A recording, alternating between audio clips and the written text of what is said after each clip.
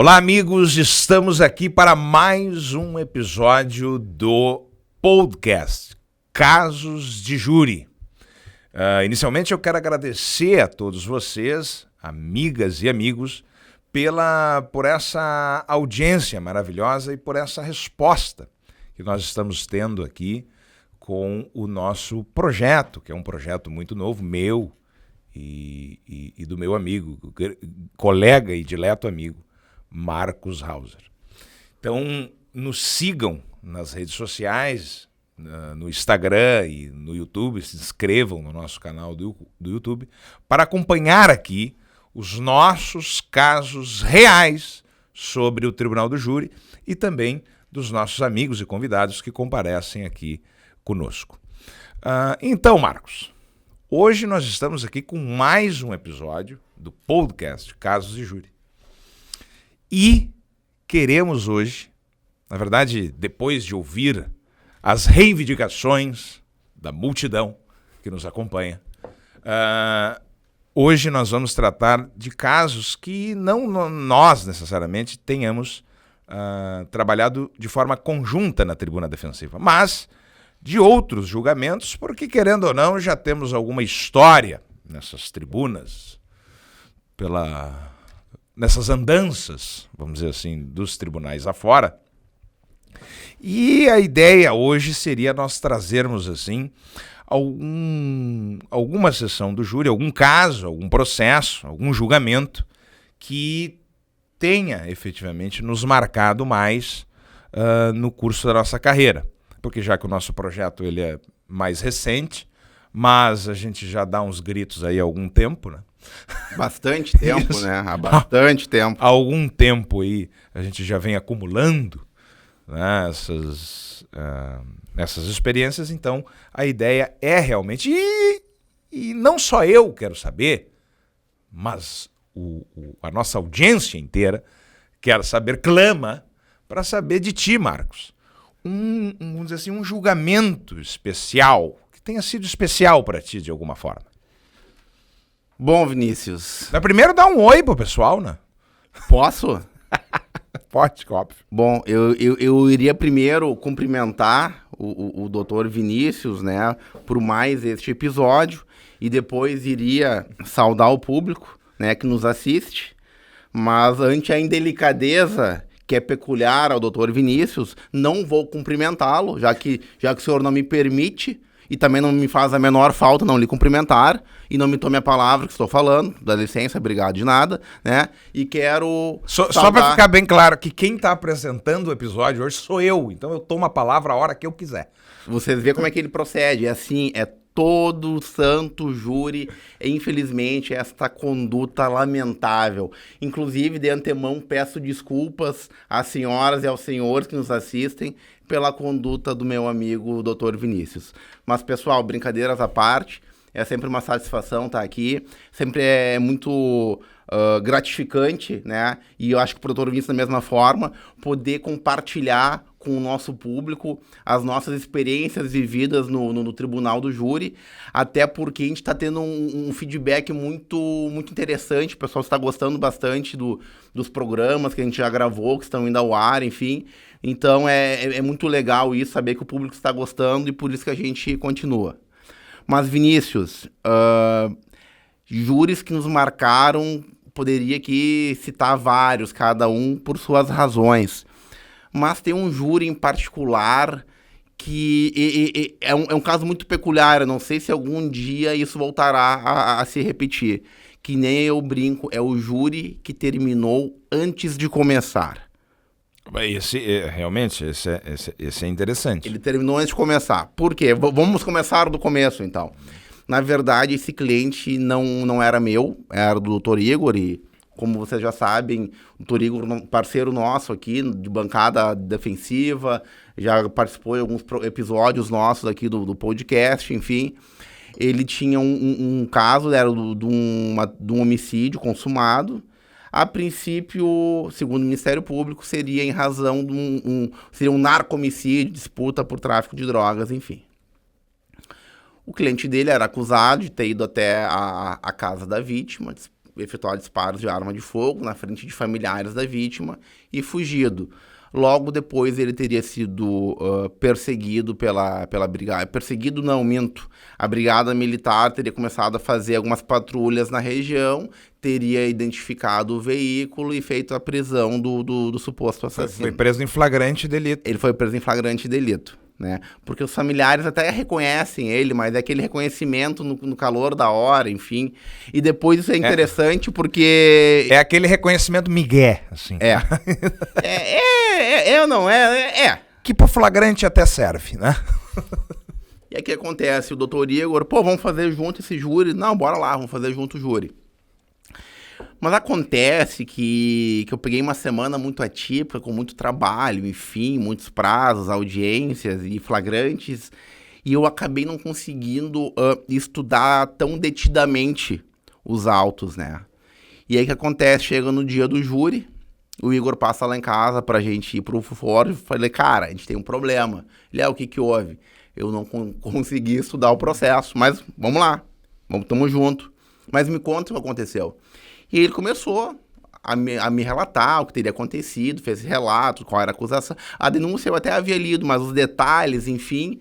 E aí era muito interessante que além dele ter estudado todo o processo, como ele já tinha residido naquela região alguns anos atrás. Na região onde o fato aconteceu. Onde o fato aconteceu. Então ele conhecia tudo muito bem. Ele falou assim, Marcos, não faz sentido o relato que está no processo pelo seguinte, não daria tempo entre o fato, entre o momento do fato, entre os familiares chamarem a polícia deslocar até o local e sair fazendo buscas não haveria tempo de encontrar ele lá onde foi encontrado. É muito longe. Onde ele, digamos assim, onde o acusado foi efetivamente abordado detido e preso. Exatamente, não seria possível. E essa informação... Pela distância entre o local do fato e onde ocorreu a prisão, não seria, e pelo tempo não seria possível. Não seria possível, nem só pela distância, mas, por exemplo, o fluxo daquele horário, né? Pela própria geografia do local, porque não é assim, uma avenida larga com 3, 4 Sim. pistas que tu chega lá em... E é interessante tu dizer isso, Marcos, né? Porque e ele te relata isso, né? Ele relata. Colega, e ele sabe, e essas peculiaridades todas, ele sabe em virtude de ter residido lá naquela região e conhecer a localidade. Exatamente. E vai te ver a importância, né? E aí nós fizemos, né, Marcos? Que às vezes a gente é contratado para fazer um júri e a gente não conhece, né? Conhece. Às vezes é em outra cidade, outra comarca, e a gente vai fazer a visita do local. É o que a gente chama de fazer o local do crime. Exatamente. Né? Quantas vezes a gente já fez isso? E a importância do advogado de júri, do tribuno que vai atuar na defesa do réu, de ir fazer esta diligência. Mas nesse caso específico, o colega já conhecia. Já conhecia, e conhecia bem o local. E isso é uma coisa que ele falou que a gente teria que perquirir, em especial os policiais militares, né, sobre essa dinâmica de como é que eles conseguiram chegar tão rápido do local do crime até o local em que o réu foi abordado e preso. Ele me faz esse relato, me conta esses detalhes, enfim... Aí eu falei o seguinte, Tchê, olha só, já que tu tem mais conhecimento da prova do que eu, enfim, dos detalhes, vamos fazer o seguinte, para eu poder dar uma colaboração efetiva, então, ao caso, deixa que eu faça as perguntas para as testemunhas, porque ele já tinha me dado o caminho, né? Eu faço as perguntas para as testemunhas, depois os debates são contigo, né, os debates são contigo, e se eu precisar complementar alguma coisa, eu complemento. Nesse caso específico, havia essa instrução de plenário. Havia instrução de plenário, sim. Para ouvir os policiais militares responsáveis pela prisão. Os policiais militares responsáveis pela prisão e também familiares da vítima. Familiares da vítima. Familiares da vítima. Era um irmão da vítima, acho que era o irmão e a mãe, não me recordo. A vítima, bom, era um homicídio consumado e disparos de arma de fogo. Disparo de arma de fogo. E foi dentro da casa ali.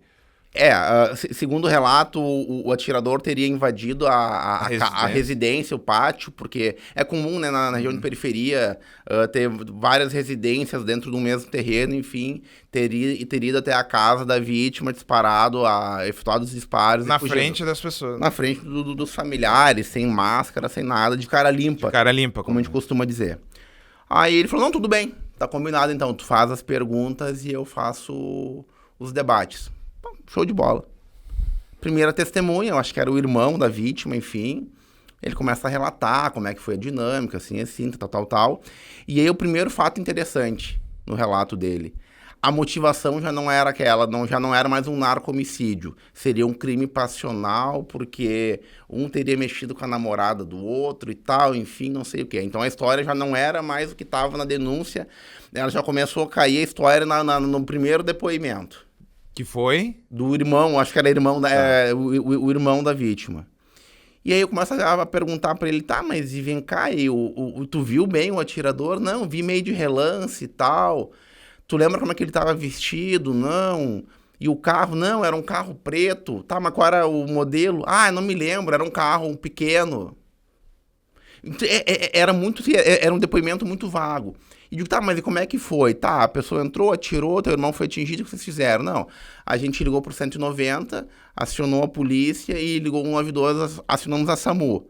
A SAMU chegou para dar o atendimento, a polícia chega logo depois, conversa conosco, a gente repassa as características do veículo e do atirador, e a polícia, então, sai em buscas e fez a prisão. Digo, tá, mas e a prisão, como é que foi? Não, eles trouxeram a pessoa aqui, a gente falou, eu acho que é, e o acho que é, como tu falou, já servia para flagrante, eu acho que é. E já prenderam em flagrante. Já prenderam, até porque, e isso é uma coisa importante, né, que eu acho que foi um fator decisivo para aquele réu ser preso, é que ele já possuía antecedentes criminais. Entende? Bastante. Bastante.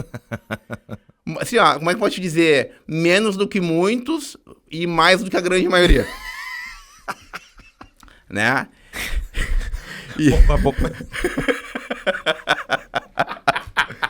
Tu perguntou, né? Não, adorei essa. Mas assim, menos do que muito e mais do que a grande maioria. Mas me diz uma coisa. Mas detalhe, ele já era uma figura conhecida dos policiais que fizeram a prisão. Tem esse detalhe, né? É aquela frase até do Igor, né?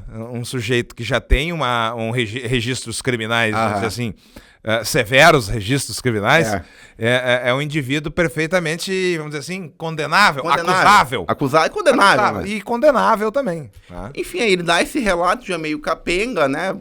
Porque tu já tem dúvidas quanto à motivação do crime, já não é mais aquela inicial. Que vem descrita na denúncia, que veio na pronúncia. Isso, né? E aí o que acontece? E detalhe importante, né? Muito importante observar que o doutor Igor foi contratado apenas para instrução do plenário, para fazer o plenário. Para fazer o júri. Ele não participou da primeira fase, que é o sumário da culpa. Nessa parte ele não teve participação.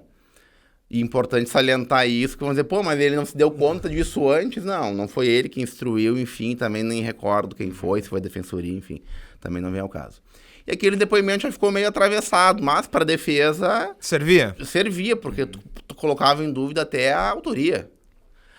Vem a mãe da vítima, dá um depoimento muito similar ao filho, porque a mãe da vítima chega a dizer que nem viu, só ouviu os tiros, quer dizer, na delegacia viu, chega no júri, olha, eu vi os tiros.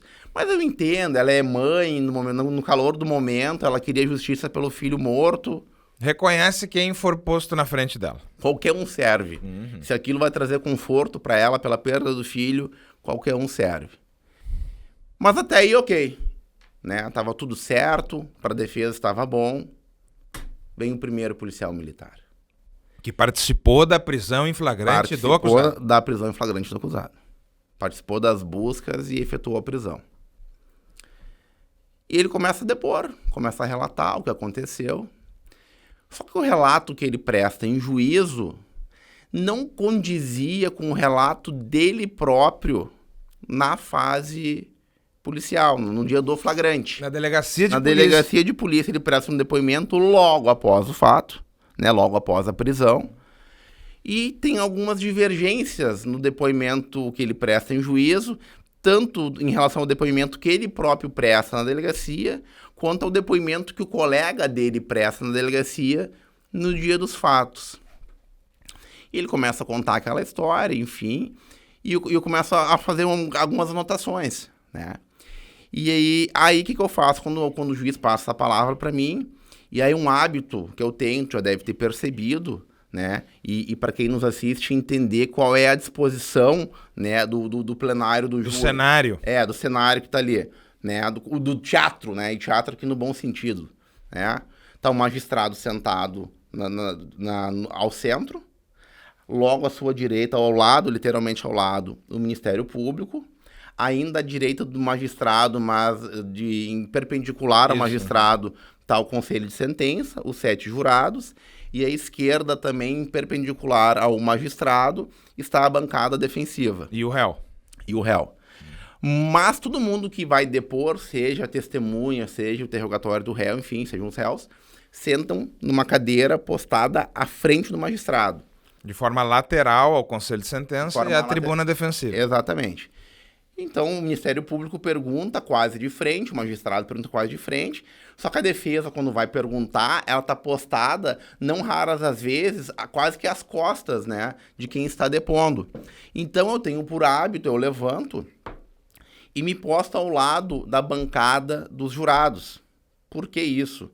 Porque quando eu fizer uma pergunta, né, quem estiver respondendo vai se virar para me responder e facilita com que os jurados ouçam tanto a pergunta quanto a resposta. E além até da expressão facial também. A expressão facial, exatamente. É muito importante, né? A expressão facial no momento que a testemunha, o réu, está prestando ali as declarações, o réu a sua versão, o interrogatório, as testemunhas as suas declarações, para que os jurados, que são efetivamente os juízes da causa, né, Marcos? Exatamente. E que vão julgar, tenham não só a informação prestada via oral, mas também aquela sensibilidade da expressão facial da própria testemunha.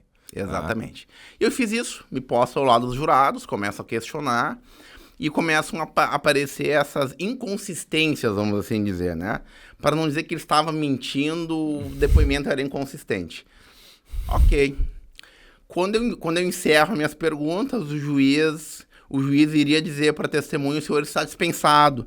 E eu interrompo dizendo: excelência, por uma questão de ordem, a defesa pede que a testemunha não seja dispensada, porque talvez eu tenha que reinquiri-la. Explica isso melhor, Marcos, porque nós temos aqui na nossa audiência pessoas que não são da área jurídica. E digamos, essa questão de dispensar a testemunha, de não dispensar, de ter a necessidade de reinquiri-la. Explica como é que funciona isso, Marcos, né? Porque, digamos, isso acontece num júri, essa dinâmica é tudo na hora. É na hora. Tem que ter a sacada na hora. Uhum. Em regra, tá? Vamos falar assim do geral e depois para o particular. Em regra, depois que a pessoa presta o seu depoimento em juízo e o magistrado fala: o senhor ou a senhora está dispensado, essa pessoa pode levantar e ir embora. Ela pode sentar na plateia, ficar assistindo, se for do seu interesse, enfim, até porque é uma sessão pública. Uhum. E é importante também que se diga que as sessões de júri são sessões públicas. Qualquer uma pessoa pode entrar, sentar lá e começar a assistir. Há algumas exceções em relação à idade, crianças muito pequenas, enfim. Não, até a natureza do delito, enfim. Quando envolve violência doméstica, né? Tem essa questão. Mas... Tem algumas questões. Mas, em regra, é isso. Muito obrigado, o senhor ou a senhora estão dispensados. A pessoa levanta, vai embora para casa e era isso. Mas existem situações em que a defesa ou a acusação, né, ou até mesmo o juízo, o magistrado ou os próprios jurados, né, embora isso seja muito incomum, porque, né, talvez isso não fique muito claro às vezes para os jurados, que ele não pode só perguntar, como também pode pedir para que aquela testemunha aguarde para ser reinquirida. Mas, enfim, por que eu pedi para ele ser reinquirido? Doutor, não dispensa essa testemunha, porque talvez eu queira reinquiri-lo. O que é reinquiri-lo? Esclarecia alguns pontos que talvez não tenham ficado muito claros neste primeiro depoimento. Aí eu estou se perguntando mais, Marcos, por que não perguntou na hora? Porque dependeria também do depoimento do segundo policial, do próximo policial. E aí eu pensei o seguinte: Eu falei em reinquirição para não falar pro juiz na cara que era uma acareação. Porque eu sabia que o outro policial, ainda que ele mantivesse a mesma história do depoimento dele na delegacia, estaria diferente da história contada pelo primeiro policial. E o juiz, num certo momento, ele hesita em fazer a testemunha aguardar. Em fazer a testemunha aguardar, ainda, mas o senhor tem direito, claro, doutor. Tá previsto? Aí ele, e o que é? Tu falou acareação, Marcos. A acareação. O que é acareação, para quem não sabe o que é acareação? A acareação é o seguinte, imagina que eu venho aqui, eu conte uma história referente a um fato, o doutor Vinícius vem aqui e conte outra história completamente diferente sobre o mesmo fato. O que é acareação? Coloca os dois, um de frente para o outro e começa a perguntar, tá, mas que horas foi? E eles vão ter que relatar um na frente do outro, e aí vai gerar um debate entre esses dois para tu tentar apurar qual é a verdade. Porque eventualmente um pode ter mentido ou pode simplesmente ter se enganado. Só que tu tem que dirimir essa dúvida, já que cada um me conta uma história, então é simples. Bota um sentado de frente pro outro e vamos ver o que aconteceu. Isso se chama acareação. E eu pretendia fazer essa acareação. Ok, senta o segundo policial e ele começa a contar a história dele, né? Também com algumas divergências em relação ao relato inicial, e eu diria que com muito mais divergências. Ele conta outra história. Totalmente diferente do que tinha contado antes. Totalmente diferente do que ele tinha contado antes. E diferente do colega que tinha deposto antes. E diferente do colega que tinha deposto antes. Aí eu olho pro juiz e dou uma risadinha, tipo assim, entendeu agora por que eu não quis liberar? E aí, o que acontece? O Ministério Público encerra as perguntas. E eu bom, não sei se tu vai falar agora ou vai deixar para falar depois. Nós queremos saber o que eles contaram de diferente. Eu vou contar. Tá.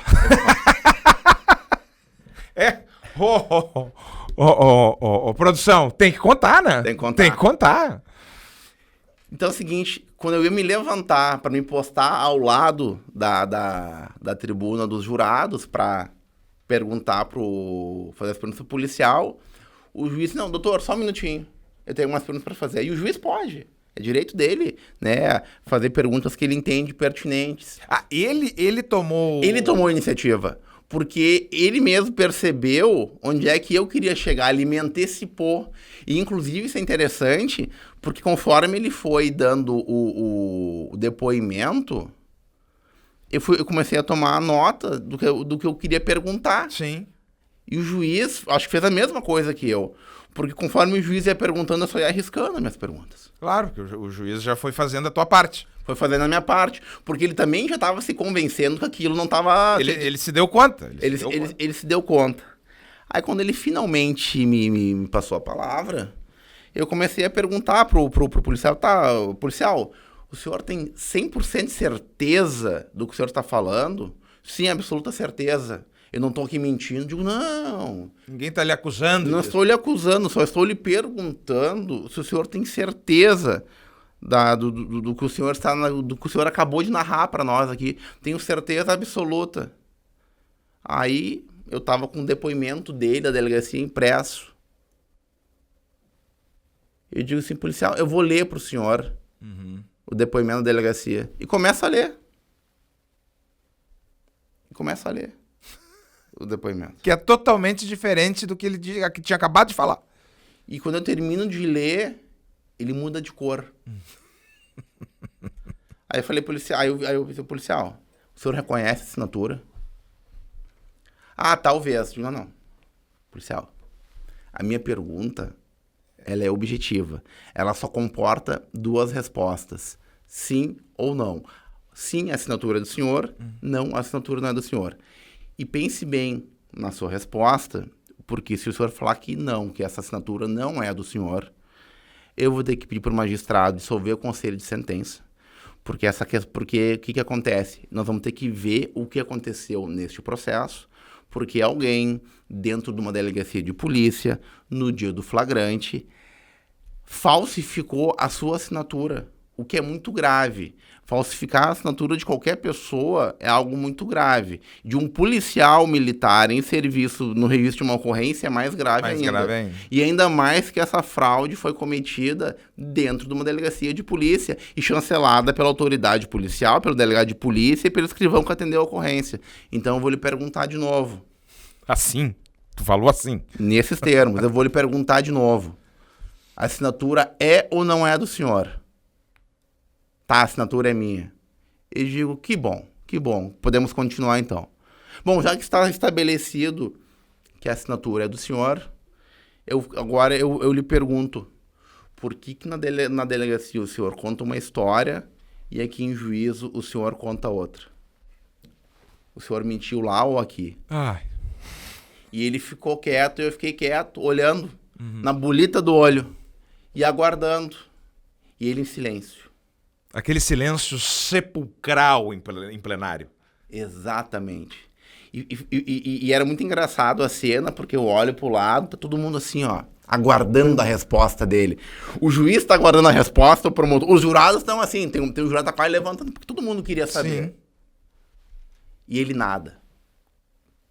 Eu digo assim, policial, eu preciso que o senhor me responda. O senhor quer que eu repita a pergunta? Eu repito. Não precisa, doutor. Ah, então tá, então me responde. Lembrando que o senhor é obrigado a responder. Pois é, não sei. Como assim o senhor não sabe?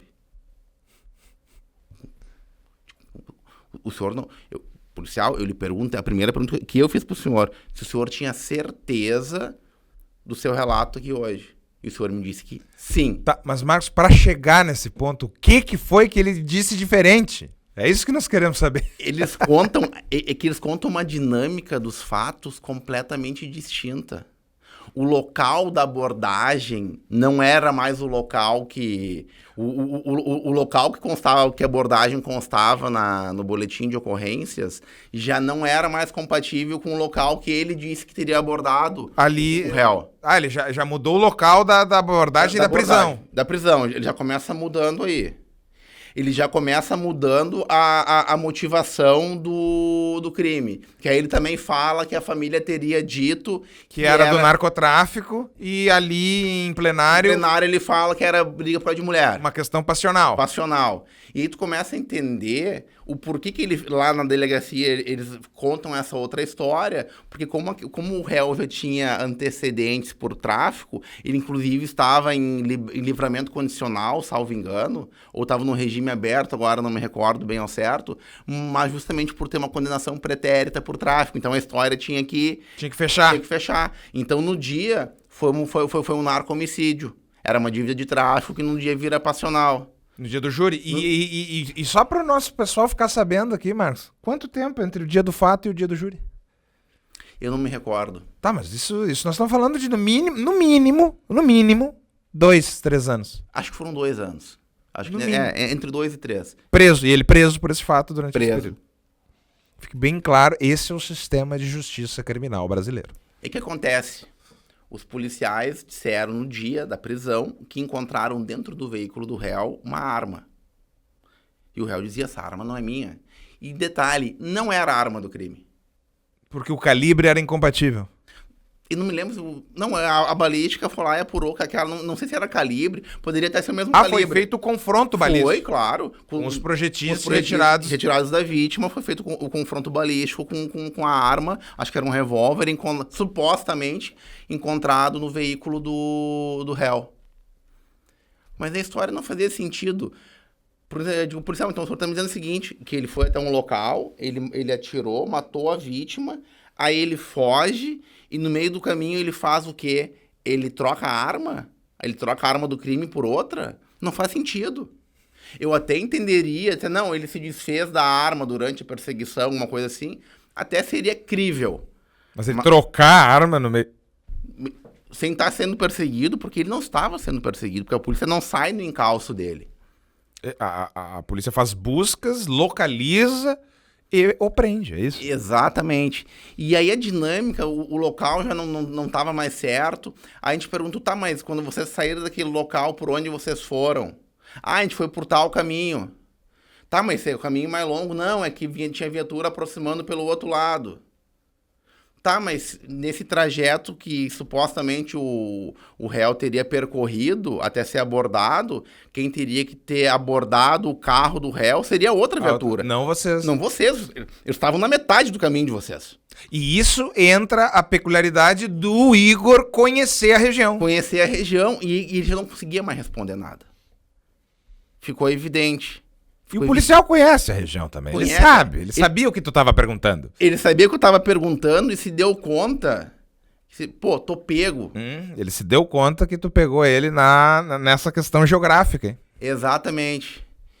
E aí, eu digo assim, excelência, considerando que a testemunha está evidentemente faltando com a verdade, eu não tenho mais perguntas a fazer. E encerrou. E eu iria pedir para fazer a acariação. E doutor, tem mais uma questão. Doutor, só um minutinho. O juiz. Não, doutor, só um minutinho. Digo, o que foi agora, doutor? Eu vou suspender Os trabalhos. os trabalhos por alguns instantes. Eu preciso conversar com a defesa e com o Ministério Público. O que o juiz faz? Suspende tudo. Suspende tudo, nos leva para conversar numa salinha reservada. Diz assim, doutores, o doutor fulano, promotor, que não vou declinar nome para não identificar ninguém conforme o nosso padrão. O doutor fulano aqui, ele me disse que vai pedir a absolvição do réu, de modo que se a defesa concordar, ele vai dispensar de ouvir outras testemunhas, que tinha mais uma das testemunhas, não me recordo ao certo. A defesa também pode dispensar as testemunhas de defesa, interrogatório do réu e tal. Não, doutor, até concordo em dispensar as testemunhas de defesa, já que o MP vai pedir absolvição, dispensar as dele, mas o interrogatório do réu, eu faço questão que ele sente na frente dos jurados e conte a versão dele dos fatos. Porque o senhor sabe que é ato é um meio de defesa pessoal que o réu tem. É um direito. É um direito que ele tem, é um momento que ele tem de se defender dos fatos. Eu costumo dizer, o interrogatório judicial é um direito do réu, é o direito de defesa dele, é quando ele faz tudo isso aí que o Marcos disse, mas é o dia dele na corte. Exatamente. Isso a doutrina define assim, né? Exatamente. Até porque é o seguinte, os jurados talvez não estavam entendendo o que estava acontecendo. Para nós que éramos operadores do direito, estava muito claro o que aconteceu. Tipo assim, a defesa pegou as testemunhas da acusação na mentira. Exatamente. Entendeu? Só que talvez os jurados isso não estava muito claro. Então eu fiz questão que o réu desse o depoimento dele, apresentasse a versão dele dos fatos, até para os jurados compreenderem o que estava acontecendo. Pois bem, ele foi lá, prestou o depoimento do interrogatório. Não, pera aí, volta. Então o magistrado chama o Igor, isso, e o Ministério Público, o promotor de justiça, e relata isso. De que, que durante as inquirições o promotor havia adiantado ao magistrado que pediria a absolvição do acusado. Exatamente. E aí, para dispensar, para terminar por ali. Exatamente. Vamos terminar por aqui, né? Terminou, manda todo mundo embora e tal. Se ele pudesse, ele tinha absolvido no canetaço, todo mundo liberado. Os jurados estão dispensados, mas não pode, porque o rito prevê que ele sentiu a maldade. Dispensaram as testemunhas, o réu foi interrogado, tudo certo. Contou a versão dele. Iniciam-se os debates. O Ministério Público, conforme já havia adiantado, pede a absolvição do réu. A defesa também vai lá e sustenta. E aqui é uma coisa interessante, né? A gente efetivamente sustentou a absolvição como se não houvesse pedido por parte do Ministério Público. Porque talvez, né, o nosso público não saiba, mas o jurado, ele não é obrigado a absolver. Ele não está adstrito ao pedido absolutório do Ministério Público. Exatamente. Ele não está vinculado, não vincula o jurado. Vincula o jurado. Então, a gente sabe de fatos que a defesa simplesmente aderiu ao pedido do Ministério Público e o réu foi condenado. Então a gente foi lá, sustentou, apontou essas divergências, essas incongruências. E eu falei para os jurados, vocês viram o que aconteceu aqui hoje? né? O promotor, inclusive, ele pede a absolvição, porque até ele se deu conta que é uma mentira que foi contada. A história de como foi feita a abordagem, da arma, tudo, a cronologia não batia. A sequência, a sequência da dinâmica entre a ocorrência do fato, a abordagem, a prisão do acusado não batia. Não fechava. Não fechava, estava tudo errado, né? E, de fato, o réu, né, restou absolvido. Só que aí vem outra parte que é mais interessante, que essa já ocorre fora do Terminou o júri. Terminou o júri, né? Terminou antes de começar. Sim, e por isso que terminou antes de começar. Porque, na verdade, né, depois do depoimento das testemunhas da acusação, já não havia mais sentido em levar aquilo adiante, mas o rito assim determina, enfim. Aí, como foi tão rápido, como terminou antes de começar, deu tempo para almoçar bem tranquilo. A doutora Igor e eu saímos, tinha um restaurante bem próximo ao prédio do foro. E aí ele ainda estava servindo, eu já estava sentado à mesa ali, enfim. E nisso, eu vejo que entra pela porta o magistrado e a assessora. E eu continuei aqui, almoçando tranquilo. Aí o juiz bate no meu ombro, doutor, só para o senhor saber, tá? Digo, o quê, doutor? Não, fui eu que conversei com o promotor e tal, pedi para ele absolver, porque tava ruim a história. Para ele pedir absolvição e tal. E digo, não, eu percebi. Eu imaginei, doutor, porque pelas perguntas que o senhor fez para o segundo policial, ficou claro que o senhor também, assim como a defesa, percebeu onde estava a mentira. Mas, doutor, eu quero lhe dar os parabéns pela sua perspicácia. Não só em perceber a mentira, mas mais do que isso, evitar um constrangimento aos policiais. Porque o senhor sabe que com aquela mentira na cariação, o senhor teria que dar voz de prisão para pelo menos um dos dois, se não os dois. Mas eu acho que o primeiro ainda passava. Juiz falando? Não, eu falando pra você. Eu acho que o primeiro ainda passava, mas o segundo o senhor ia ter que prender. Ia ficar muito mal, né? O senhor se viria compelido a dar voz de prisão para ele, já que ele evidentemente mentiu em depoimento e ele prestou compromisso de falar a verdade, e falso testemunho é crime. Isso fica claro, né? Um crime de falso testemunho. O pessoal que olha na televisão, o famoso perjúrio. Perjúrio. Isso. Então, o que acontece? O senhor teria que dar voz de prisão para ele. Então, foi muito perspicaz. O senhor achou uma solução adequada para todo mundo. Eu não fiz a cariação, eu iria fazer, né? Ao mesmo tempo que o senhor garantiu a justiça, o réu foi absolvido. Mas avisa o pessoal aí que na próxima, se o senhor não prender, eu dou voz de prisão e prenda. Ele deu risada e saiu andando. Em resumo... Mas antes de tu concluir, Marcos, a bem da verdade é o seguinte, a técnica de inquirição, né, do defensor. E a técnica de inquirição do defensor, do Marcos, no caso, ela vem não só do estudo, claro, né, da experiência, mas de ter a informação antes. Sim. De ter a informação acerca, no caso específico aqui, da geografia ali da região, né?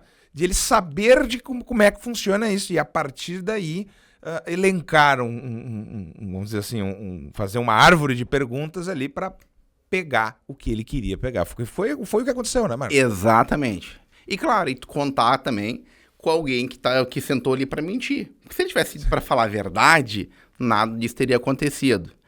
Mas enfim... Até porque se ele falasse a verdade, o réu não ia estar ali. Exatamente. Se ele tivesse falado a verdade no primeiro dia, o réu não estaria sentado ali naquele dia. Não ia ter o júri. Aliás, se ele tivesse falado a verdade no primeiro dia, o réu sequer teria sido preso. Exatamente. Porque não foi ele. Simples assim. Simples assim. Não foi ele. Mas já havia essa rusga e tal, enfim, entre ele e o réu. Mas o que me chamou a atenção, assim, nesse caso, que eu quis trazer, né, pro nosso público, pra nossa audiência, o juiz, ele tomou uma medida de prevenção, uma medida preventiva de política criminal. Eu ia dizer política criminal. Política criminal. Porque acontece, seria um fato, eu não vou dizer que inédito, mas seria um fato muito peculiar, um fato raro de acontecer. Excepcional, de um juiz ter que prender uma testemunha por perjúrio, em especial um policial militar. referente a uma prisão que ele atuou no flagrante. Eu fiquei imaginando, mas por que o magistrado fez isso? Conclusão é lógica. Vocês imaginem se fosse publicado na Zero Hora, no Correio do Povo, enfim, num jornal de grande circulação ou nas mídias sociais, enfim, que durante uma sessão de julgamento, no foro tal, no tribunal do júri, no tribunal do júri, né, o juiz teve que dar voz de prisão para um policial militar por falso testemunho.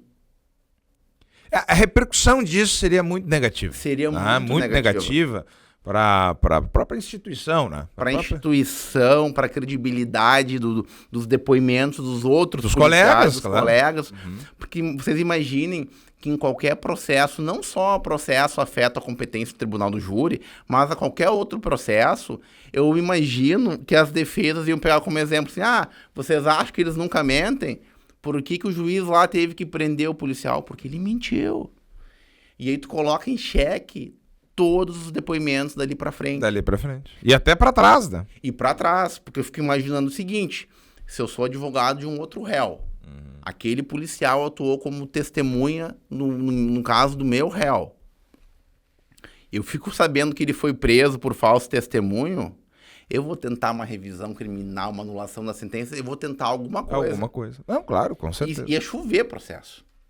Mas é interessante isso de ter acontecido. Eu não sei se já tinha acontecido algo parecido. Nada parecido. Isso. Comigo também não aconteceu ainda, pelo menos. O promotor pedir absolvição é tranquilo. Não, isso acontece. Sim, acontece. Uhum.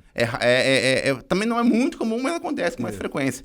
Agora, o juiz fazer esse meio de campo aí para evitar um transtorno maior. E agora uma outra coisa uma outra coisa que eu recordei que eu ainda falei pro seu doutor, dessa vez eu deixei passar, mas se acontecer de novo, doutor, eu vou fazer a cariação e se o senhor não prender, eu prendo. O senhor vai ter que chancelar a prisão porque o senhor tá vendo que a mentira tá certo. Tá escancarada. Tá certo. Entendeu? E é por isso, então, que é um júri que terminou antes de começar. Terminou antes de começar. Isso. Resolveu na instrução de plenário já. Na instrução de plenário. Antes do interrogatório do réu, inclusive. Sim. Então, é importante. E aí nós já tratamos disso em outros episódios, né, Marcos?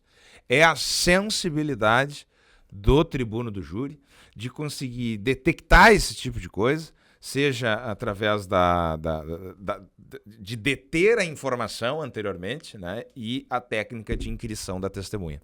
Isso realmente faz toda a diferença na atuação no plenário do júri. E além disso tudo que tu falou, é muito importante também observar a reação das pessoas. Sim. Né? Porque o magistrado, eu percebi que pelas perguntas que ele fez, eu percebi que ele já tinha se ligado onde é que estava a mentira. E o fato, isso, e é importante até para o pessoal saber também, e o fato que quando, nesse episódio, propriamente dito, que tu provocou durante a inquirição, houve essa provocação, que tu provocou e houve essa, vamos dizer assim, essa curiosidade do magistrado, isso é tão importante, isso é tão relevante, porque para o jurado ali na sessão de julgamento, qual é a referência dele?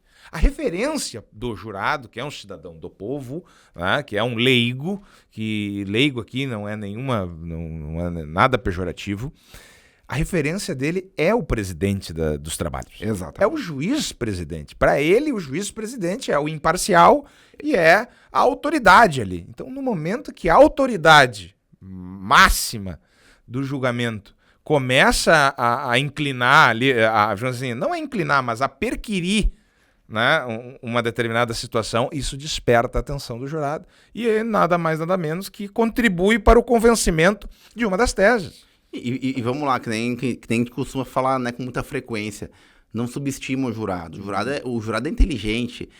Pela própria linha de inquirição do magistrado, os jurados também se deram conta. O magistrado está perguntando, porque até então ele não havia perguntado, ele está perguntando para essa testemunha em particular essas coisas, por quê? Porque ele se deu conta que é uma mentira. Porque ele não tinha perguntado para mais ninguém.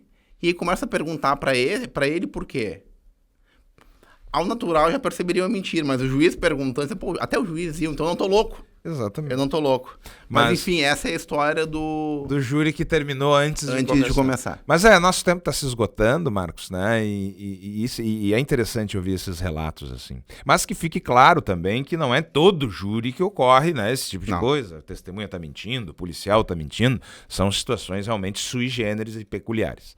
Né? Então, eu gostaria que tu fizesse aqui as tuas conclusões finais, Marcos, né? Eu acho que já fez até, inclusive. Ele não me deixa falar, vocês estão vendo que eu passo. E então, agradecendo a audiência aqui, agradecendo de novo essa tua contribuição relevantíssima para o nosso podcast. Não seja cínico, né? Não seja cínico, não fica até feio, né? Falso. Tá? Mais falso que uma nota D3. E agradecendo, então, a nossa audiência mais do que qualificada, sempre. E você, né, amiga, amigo, nos acompanhe nas nossas redes sociais, seja no Instagram, seja no YouTube, ou até mesmo nos nossos perfis pessoais no Instagram lá. Né? Nos acompanhe, siga lá, porque nós temos muito mais histórias da vida real do Tribunal do Júri. Tô falando agora... Né, só um complemento. Né, o pessoal que é um pouco mais experiente, vamos dizer mais velho, um pouco mais experiente, né, que nem o Dr. Vinícius e eu, vai lembrar agora quando ele falou assim, amiga, amigo, eu lembrei do Sérgio Zambiá, da Rádio Farroupilha. É isso aí, pessoal, muito obrigado, até a próxima.